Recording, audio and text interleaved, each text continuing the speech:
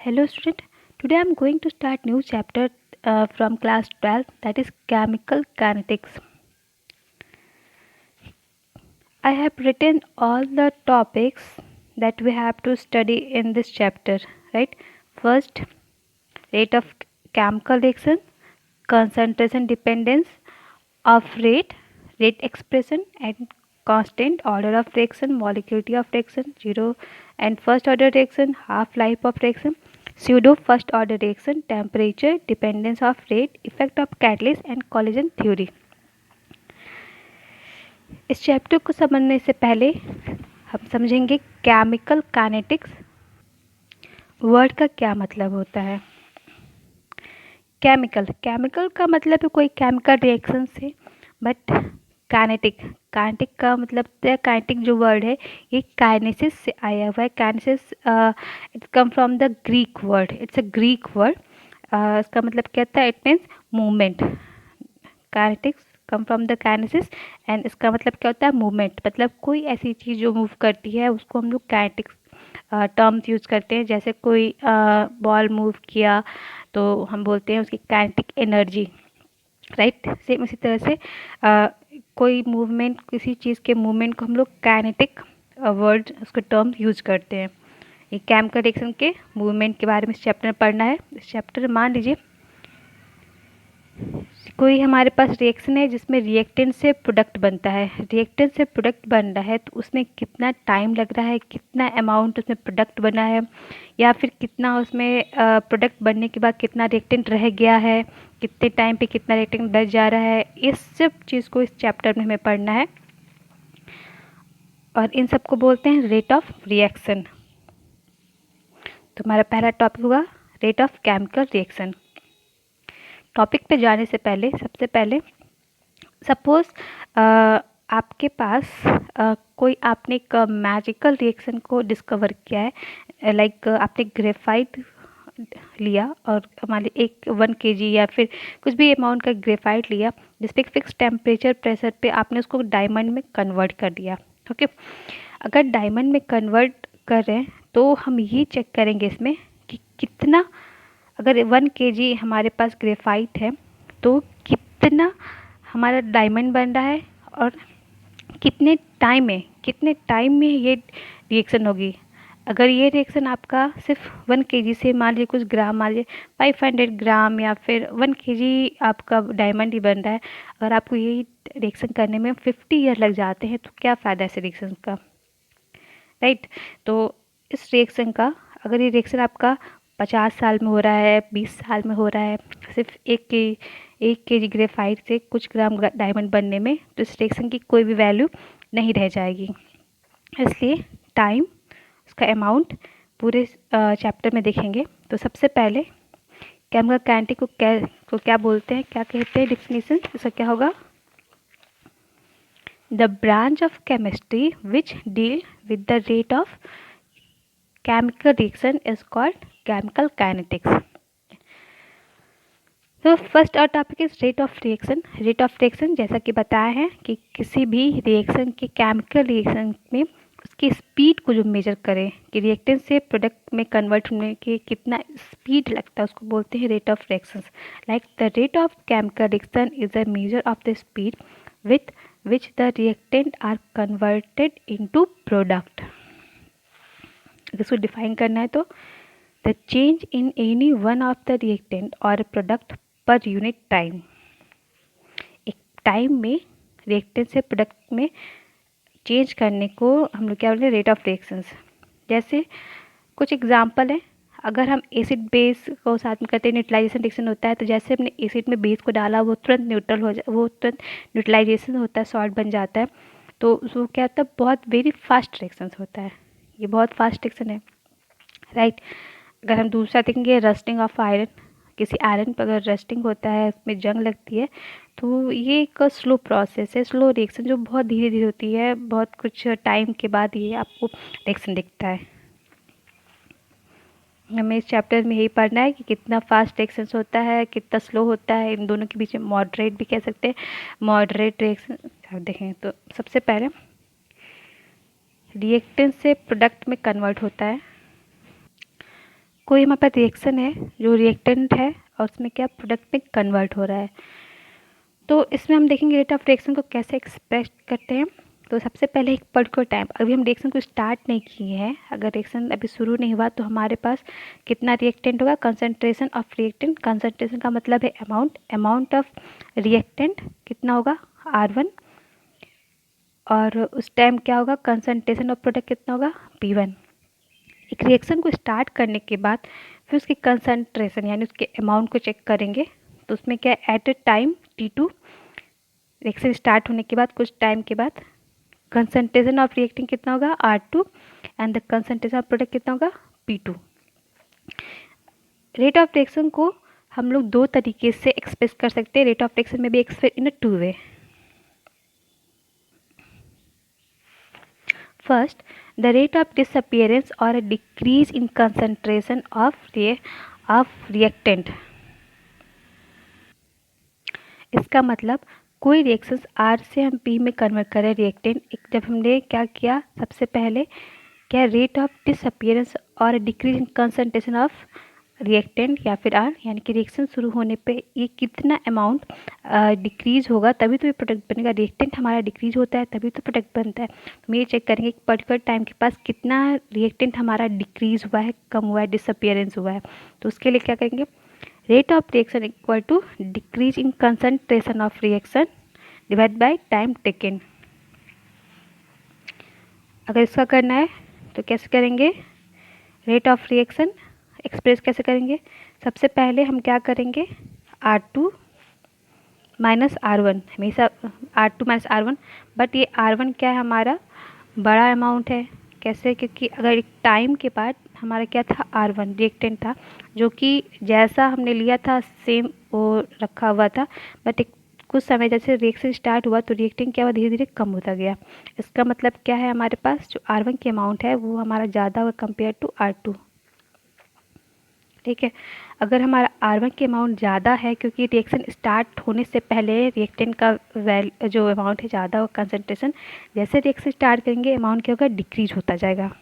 तो हम इसको कैसे करेंगे, ये हमारा R जो है वो क्या है बड़ा है कंपेयर टू R2। तो आपको पता है जब बड़ा होता है तो ये जो निगेटिव वैल्यू है उसकी वैल्यू रखते हैं।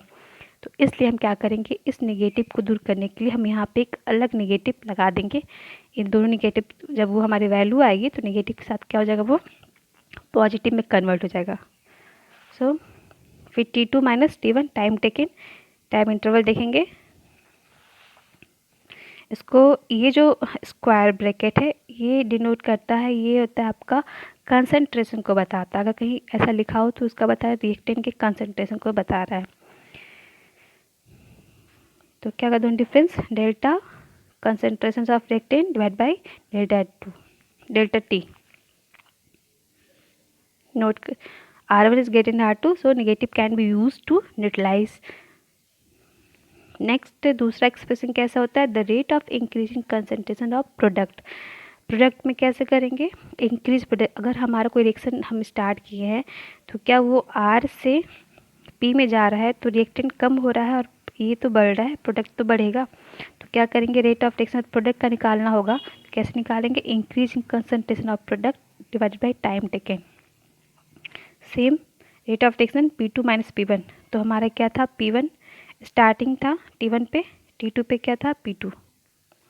तो P2 पे क्या होगा हमारा रेट ऑफ रिएक्शन क्या है, ये हमारा इसमें क्या है P2 में क्या होगा अमाउंट ज़्यादा होगा कंपेयर टू P1। जब रिएक्शन स्टार्ट ही था तो कुछ प्रोडक्ट नहीं बना था, जब रिएक्शन स्टार्ट हो गया तो उसके बाद प्रोडक्ट बन रहा है। तो क्या होगा P2। तो यहाँ पे हमें नेगेटिव लगाने की ज़रूरत नहीं है क्योंकि ऑलरेडी बड़े में से छोटे को माइनस कर रहे हैं।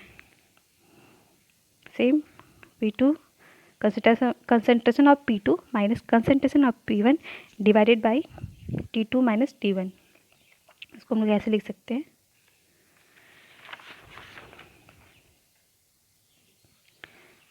एवरेज रेट ऑफ रिएक्शन क्या होता है, एवरेज रेट ऑफ रिएक्शन का मतलब होता है अगर रिएक्टेंट से प्रोडक्ट में कन्वर्ट हो रहा है कोई रिएक्शन, सपोज आपका रिएक्शन रिएक्टेंट से प्रोडक्ट में कन्वर्ट होने में कुछ 10 सेकेंड से 20 सेकेंड के बीच में टाइम लेता है। ठीक है, रिएक्टेंट से प्रोडक्ट में 20 सेकेंड नहीं 10 सेकेंड से मान लीजिए 50 सेकेंड के बीच में अगर टाइम लेता है तो हम ये बोलेंगे कि 10 से 50 सेकेंड के बीच में रेट ऑफ रिएक्शन क्या होगा। ठीक है, उसको हम बोलेंगे एवरेज रेट ऑफ रिएक्शन। मतलब रेट ऑफ रिएक्शन की बात क्या कर रहे हैं, एक एवरेज, मतलब हमने एक कोई टाइम है, मान लीजिए कोई रिएक्टेंट से प्रोडक्ट में कन्वर्ट हो रहा है, कोई रिएक्शन बन रहा है रिएक्टेंट से प्रोडक्ट में, तो उसके बीच में अगर रिएक्टेंट से प्रोडक्ट में कन्वर्ट होने के लिए 10 से 50 सेकेंड का टाइम लेता है, तो हम ये बोलेंगे 10 से 50 सेकेंड के बीच में रिएक्टेंट से प्रोडक्ट में इस रिएक्शन का रेट ऑफ रिएक्शन कितना होगा। ठीक, यानी कि the rate measured over a long time interval is called average rate of the reaction. इसको क्या बोलेंगे, एवरेज रेट ऑफ रिएक्शन। इसको कैसे दिखाते हैं, सेम रिएक्टेंट के लिए minus delta concentration of reactant divided by delta T, और प्रोडक्ट के लिए क्या होगा, delta concentration of reactant concentration of product divided by delta T. Instantaneous rate of reaction, ये क्या होता है, जब हमारा रिएक्शन जो है अगर 10 सेकेंड से आपका 50 सेकेंड के बीच में कंप्लीट हो रहा है, तो हम बोलेंगे एक पर्टिकुलर टाइम पे, हमारे बीच में बोला हमने 20 सेकेंड पे इस रिएक्शन का रेट कितना है, तो उसको बोलेंगे इंस्टेंटेनियस रेट ऑफ रिएक्शंस। तो यहाँ पे क्या होगा, ये डेल्टा टी जो है बहुत स्मॉल है, इसका हम लोग क्या करेंगे, जो एवरेज रेट था उसका हम लोग डिफ्रेंशिएशन कर देंगे। डिफ्रेंशिएशन करने के पास इस रिएक्शन का हम लोग डिफ्रेंशिएशन कर देंगे। डिफ्रेंशिएशन करने पे क्या होगा, हमारे पास वैल्यू क्या होगी, डेल्टा जेड स्मॉल डी हो जाएगा concentration of reactant divide by small D T equal to D concentration of product divided by D T. इस चैप्टर में इसका यूज नहीं करना है, हमें सिर्फ एवरेज रेट ऑफ रिएक्शन के बारे में ही पढ़ना है। ये सिर्फ नॉलेज के लिए है कि अगर इंस्टेंटेनियस रेट ऑफ रिएक्शन निकालना हो तो कैसे होगा, तो उसकी जगह हम लोग क्या करेंगे, डिफ्रेंशिएशन करके एवरेज रेट का, और हमारे पास ये वैल्यू आएगी, और हम लोग बस कुछ नहीं करना है, डेल्टा की जगह हमको स्मॉल डी लगाना है। राइट, ये हो गया आपका एवरेज, ये हो गया आपका instantaneous rate of reactions. Average में क्या होता है, एवरेज में आपको एक पर्टिकुलर टाइम इंटरवल में, यानी 10 सेकेंड से 50 सेकेंड के बीच में रेट को बताना है, जबकि इसमें क्या होगा, इसमें आपको एक पर्टिकुलर एक टाइम, कोई आपको टाइम 20 सेकेंड पे पूछ के दिया है, 30 सेकेंड पे, 40 सेकेंड पे, कुछ भी है, 25 सेकेंड पे इस रिएक्शन का रेट क्या होगा, उसको बोलेंगे instantaneous rate of reactions. The rate measured of a small time interval. अगर इसका यूनिट निकालना होगा तो कैसे निकालेंगे, यूनिट ऑफ रेट, तो यूनिट इक्वल टू क्या हो जाएगा हमारा, मोल, कंसंट्रेशन है तो simple mole litre universe divide by time है तो सेकंड, तो सेकंड ऊपर जाएगा तो ये क्या माइनस, तो रेट ऑफ रिएक्शन का क्या हो जाएगा, यूनिट मोल लीटर यूनिवर्स। अब इसके लिए हम ग्राफ देखेंगे, यहाँ ड्रॉ करते हैं एक समझने के लिए, ये है जीरो, एक जीरो इस वैल्यू पे अगर हम कोई रिएक्शन करा रहे हैं तो रिएक्टेंट क्या होगा, जीरो पे ज़्यादा होगा, ठीक, ज़्यादा होगा, मान लीजिए रिएक्टेंट क्या होगा, ज़्यादा, उसका कंसंट्रेशन क्या होगा, ज़्यादा होगा। जैसे जैसे हम टाइम जाएगा, रिएक्शन स्टार्ट होगा, रिएक्टेंट का कंसंट्रेशन क्या होगा, कम होता जाएगा। तो क्या हो जाएगा यहाँ पे, मान लीजिए ये पर्टिकुलर टाइम है, पर्टिकुलर टाइम T1 मान लिया, T1, इस पर रिएक्टेंट क्या हमारा बहुत ज़्यादा है। ठीक, जैसे हमने रिएक्टेंट क्या है, ज़्यादा है, जैसे हमने रिएक्शन को स्टार्ट किया, जीरो क्या है, जीरो इस पे, यहाँ पे क्या है हमारा रिएक्टेंट स्टार्टिंग, अभी रिएक्शन स्टार्ट हुआ तो रिएक्टेंट बहुत ज़्यादा था।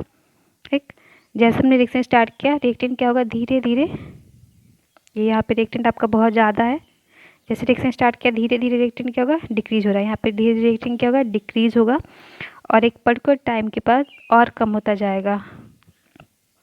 ये हम इसको R2 मान लें, एक ये R2, इनकी। ये R1 क्या है, बिफोर रिएक्शन प्रोसीड, और ये क्या, after reaction proceed.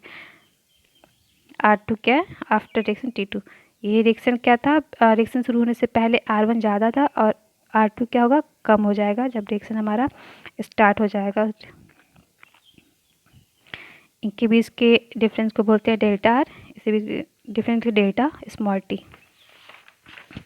Same product में भी हम लोग देख सकते हैं।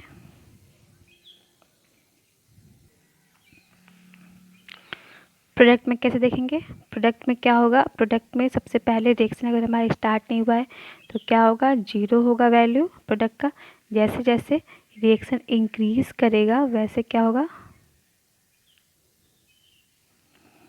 एक पर्टिकुलर टाइम पे प्रोडक्ट क्या था हमारा 0, जैसे रिएक्शन इंक्रीज, जैसे जैसे हमारा रिएक्शन प्रोसीड करेगा प्रोडक्ट क्या होगा, बढ़ता जाएगा। रिएक्टेंट कम होगा और प्रोडक्ट हमारा क्या है, बढ़ता जा रहा है। टाइम 2 पे प्रोडक्ट हमारा बढ़ जाएगा। कुछ एग्जाम्पल देखते हैं। सबसे पहले Hg plus Cl2 form the HgCl2। यहाँ क्या क्या हमने, 1 मोल मरकरी का लिया है, 1 मोल क्लोराइड का लिया है। इसको दोनों 1 मोल लेने के बाद हमारा क्या बन रहा है, 1 mole of Hg and 1 mole of Cl2। तो इस रिएक्शन का रेट ऑफ रिएक्शन पूछ रहा है, तो कैसे करेंगे। सबसे पहले हम लोग प्रोडक्ट को, रिएक्टेंट को लिखेंगे माइनस डेल्टा आर की जगह क्या हो जाएगा, हमारा रिएक्टेंट क्या है, Hg है 1 मोल, 1 मोल क्लोरीन है, क्लोराइड है, तो क्या हो जाएगा Hg फर्स्ट रिएक्टेंट के लिए minus delta concentration Hg divided by delta T. फिर Cl2 के लिए क्या होगा, minus delta Cl2 divided by delta T. और प्रोडक्ट के लिए क्या करेंगे, यहाँ प्रोडक्ट पे माइनस तो लगाना नहीं है हमें, तो delta HgCl2 concentration of HgCl2 divided by delta T. यहाँ इस रिएक्शन में बहुत सिंपल था, क्योंकि 1 मोल हमने जितना लिया अमाउंट उतना ही हमारा प्रोडक्ट, जितना हमने रिएक्टेंट का अमाउंट लिया है उतना ही हमारा प्रोडक्ट भी बनता है। अगर 1 मोल हमने मरकरी लिया है तो यहाँ भी 1 मोल ही बन रहा है, और यहाँ पे 1 मोल क्लोरीन लिया है तो हमारा 1 मोल ही क्लोरीन बनेगा। प्रोडक्ट में भी जितना रिएक्टेंट था उतना ही हमारा प्रोडक्ट बन रहा है। नेक्स्ट एग्जाम्पल क्या है, 2HI जो है वो किस में ब्रेक हो रहा है, H2 और I2 में। तो यहाँ पे क्या देख रहे हैं कि हाइड्रोजन जो है वो हमने 2 मोल लिया और ये क्या बनना, 1 मोल। इसी तरह आयोडीन क्या है, यानी कि आयोडीन है हमने, यानी 1 मोल आयोडीन बनाने के लिए हमें 2 मोल आयोडीन लेना पड़ रहा है। 2 लिखा हुआ है तो उसका मतलब 2I, यानी 2 मोल आयोडीन लिए हैं कितने बनाने के लिए, 1 मोल आयोडीन के लिए। अब हम क्या करेंगे, इसको बोलते हैं स्टोइकियोमेट्रिक कोफिशिएंट। तो हम इससे क्या करेंगे, डिवाइड कर देंगे। तो इसका रिएक्टेंट का अगर हमें लिखना होगा रेट ऑफ रिएक्शन तो 1/2 करेंगे, क्योंकि स्टोइकियोमेट्रिक कोफिशिएंट क्या करना है, डिवाइड करना है। तो delta HI divide by delta T. Product में क्या है, 1 मोल बन रहे हैं तो simple delta concentration H2 divide by delta T, और यहाँ पे क्या delta I2 concentration of I2 divide by delta T. Next देखते हैं अमोनिया का N2 प्लस 3H2 क्या फॉर्म कर रहा है, 2NH3। यहाँ पे क्या 1 मोल नाइट्रोजन है, 3 मोल इसके हाइड्रोजन है। तो हम क्या करेंगे, इसमें जो कोफिशिएंट है, स्टोइकियोमेट्रिक कोफिशिएंट है, तो सबसे पहले N2 का हम लिखेंगे रेट ऑफ रिएक्शन। तो यहाँ पे क्या होगा, delta concentration of N2 divide by delta T. इसी तरह यहाँ पे क्या है, 3 मोल लिया है, 3 है H2, तो हम क्या करेंगे, 3 से डिवाइड करेंगे तो क्या होगा 1/3, या फिर कह सकते हैं minus delta H2 divide by 3 delta T equal to, फिर क्या आ जाएगा, प्रोडक्ट क्या होगा, डेल्टा NH3 यहाँ 2 है तो उसे क्या किया 1/2 कर दिया है, यानी 2 से डिवाइड किया 2 डेल्टा टी। ये हो गया rate of reaction for this reaction.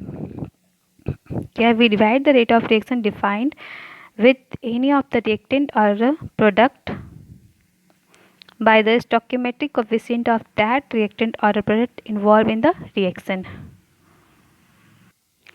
इस पे एक रिएक्शन करते हैं। सबसे पहले आपके पास एनसीईआरटी का क्वेश्चन है 4.2, इसको हम पढ़ देते हैं। The decomposition of N2O5 in CCl4 solution at 300 Kelvin has been studied by monitoring the concentration of N2O5 in the solution. Initially, the concentration of N2O5 is 2.33 m. M is stands for molarity, and after 184 minutes, it is reduced to 2.08 m molar या molarity. The reaction take place according to the equation. Equation क्या है? 2N2O5 जो किसमें हो रहा है 4NO2 plus O2 में।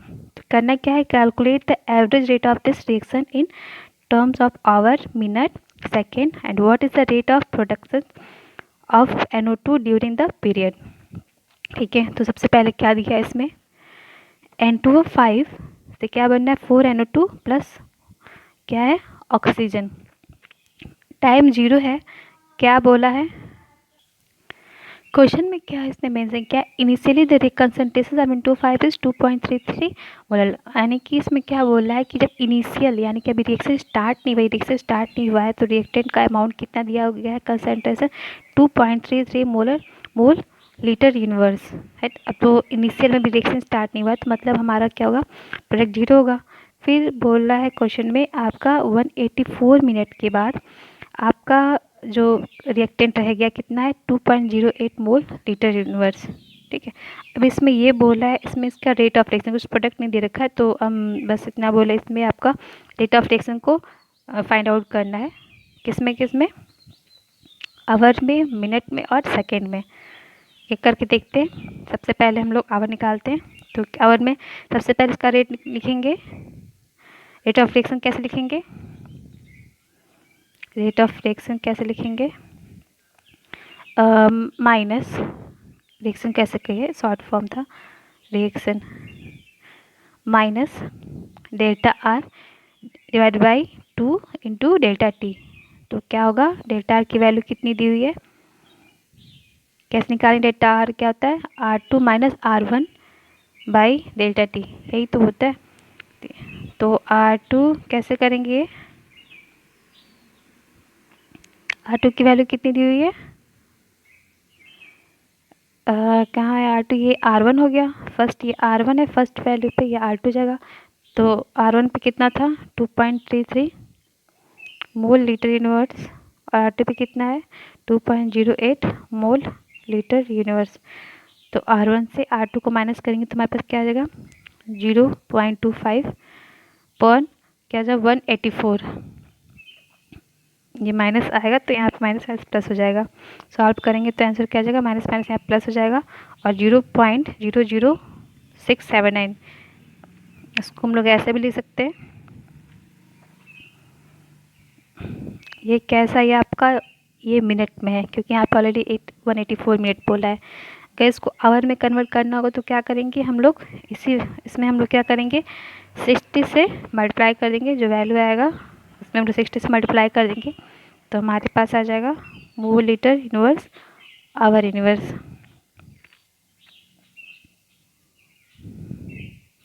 अगर सेकेंड से करना होगा तो क्या करेंगे हम लोग 60 से डिवाइड करेंगे, इस वैल्यू में हम डायरेक्ट करते हैं 6.79 में 60 डिवाइड कर देंगे तो हमारे क्या सेकेंड में वैल्यू आ जाएगा।